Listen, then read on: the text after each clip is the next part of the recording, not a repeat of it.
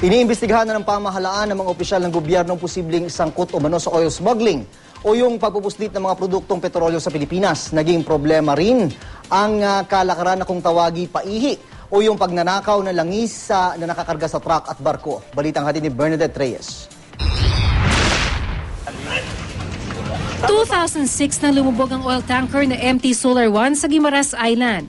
Tumagas ng tinatayang 500,000 liters ng langis. Tinagurian itong pinakamalaking oil spill sa Pilipinas. Ilan sa mga anggulong pinag-aaralan na naging sanhi ng pagtagas, ang masamang panahon, overloading at paihi o yung pagnanakaw sa kargang langis. Si Mang Boy, hindi niya tunay na pangalan. 2 beses na raw inalok ng isang kumpanya na maging middleman ng mga smuggled na langis.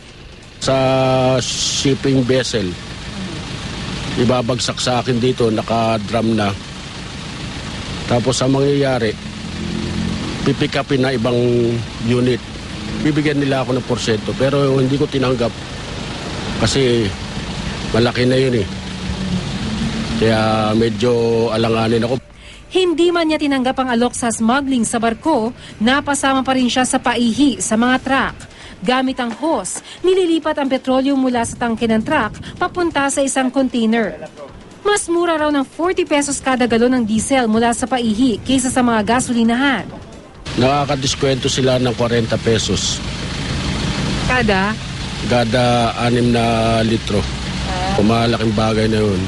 Kasi ang gusto ko lang naman sa kanila ay para guminhawa naman yung kanilang pamamasada. Magkakaiba ang presyo ng petrolyo sa Metro Manila.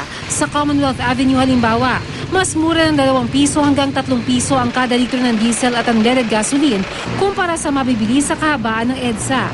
Pero ayon sa Independent Philippine Petroleum Companies Association o IPCA, hindi porke mura ang benta, smuggled na.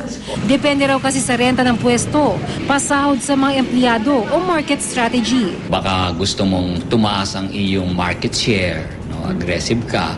Number 2, maaaring meron kang hinihit na target.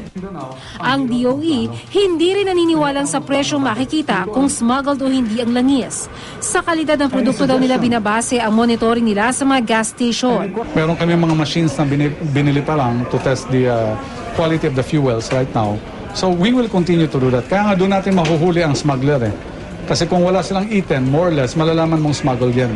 Sa datos ng Bureau of Customs, aabot sa humigit kumulang 40 million barrels ng langis ang maaaring naipuslit sa loob ng bansa noong 2011 at hindi nagbayad ng tamang buwis. May listahan na raw ang customs sa mga opisyal ng gobyerno na maaaring sangkot sa oil smuggling. Pero hindi pa raw ito isa sa publiko.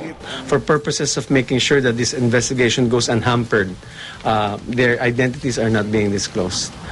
Kung i-disclose mo yan, napeprado sila, magtitino yung mga yan. So, we're making sure that we're doing the investigation properly without necessarily disclosing the individuals. Bernadette Reyes, GMA News.